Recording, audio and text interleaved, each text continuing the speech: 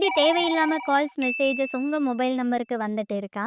உங்களோட பிஸி வேலையில அது உங்களுக்கு டிஸ்டர்பா இருக்குதா? அப்போ நீங்க உங்க நம்பர்ல இருந்து அனுப்ப வேண்டியது ஒரே ஒரு எஸ்எம்எஸ் மட்டும் தான். நீங்க எந்த நெட்வொர்க் யூசரா இருந்தாலும் சரி, உங்க மெசேஜ் ஆப் ஓப்பன் பண்ணிட்டு, செண்டிங்ல 1909 குடுத்துட்டு, நீங்க அனுப்ப வேண்டிய எஸ்எம்எஸ் பார்த்தீங்கன்னா, ஸ்டார்ட் ஸ்பேஸ் 0ன்னு டைப் பண்ணிட்டு, சென்ட் பண்ணீங்கன்னா போதும்.